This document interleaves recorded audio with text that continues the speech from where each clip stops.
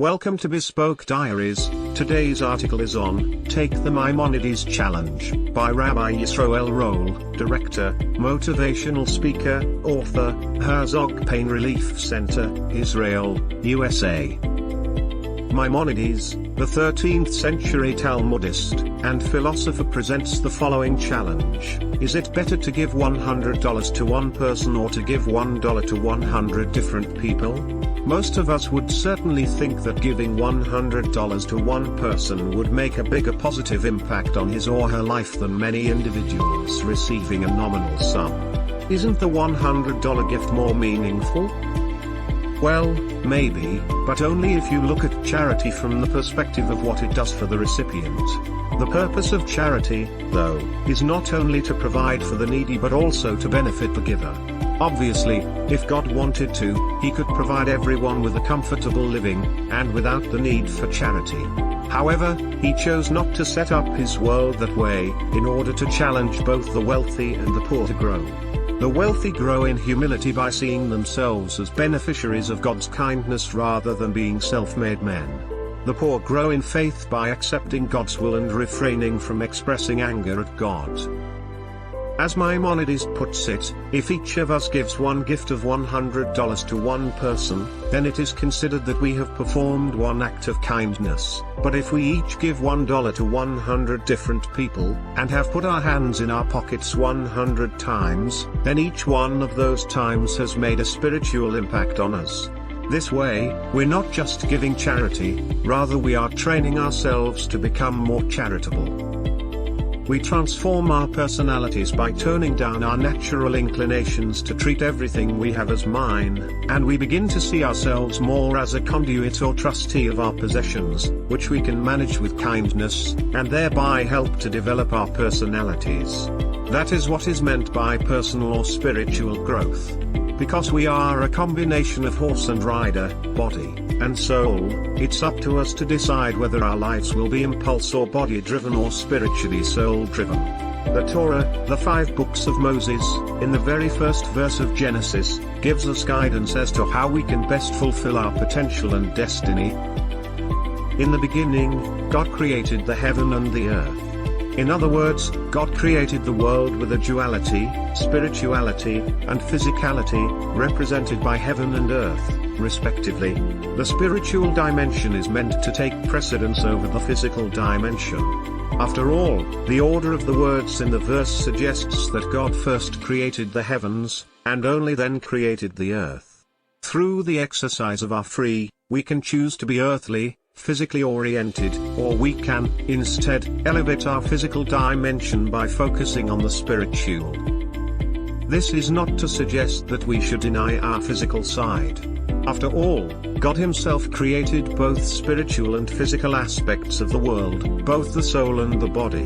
However, God's very first communication to us sets out this fundamental guideline for humanity: let your spirituality lead your physicality. Let your heavenly dimension guide your earthly dimension. The soul, as it operates within this world, has 3 parts to it. 1. Nefesh, the animal soul, our physical instincts. 2. Ruach, the emotional soul, our appreciation of the aesthetic, art, music, harmony, and symmetry. 3. Neshama, the access to our creative soul dimension, our pursuit of truth, wisdom, and values. Normally, most of us operate on the level of our emotional soul. Sometimes we react from our earthy, instinctive, body selves. Other times, we rise to our first-class soul selves, and we allow our higher, intellectual, spiritual selves guide us. God challenges us to choose, through our God-given free will, which dimension to live in. Besides the financial aspect of charity, where we just donate money, another aspect of charitable pursuit is dedicating our time and energy to a cause outside of our own immediate needs. This kind of selflessness often gives life a sense of purpose and meaning. We can make a major impact on our community by dedicating, for instance, 1/10 of our time and energies to community needs, and, at the same time, we will find that it profoundly helps in the development of our own spirituality. Spiritual growth also applies to other areas of our lives, in passive, as well as active ways. What he means by passive is that if we work on ourselves by stopping ourselves from just acting instinctively, with knee-jerk reactions to events or comments, we thereby exercise our free will and behave spiritually. Each of us has a God-given reason that God sent us into this world at this time. A person can discover his raison d'etre reason for being, by discovering his best attribute and actualizing it. And, he can discover his most glaring weakness, by finding some character flaw that really bothers you to your core, and rectifying it. This is called tikkun hanefesh, rectification of the soul. Instead of hiding behind our natural state of reacting angrily to a frustrating situation, rationalizing that that's the way I am, we could choose to do something about the way we instinctively react to life's challenges. In order to do this, though, we need to identify which areas of our personalities need refinement and develop a strategy to modify those behaviors.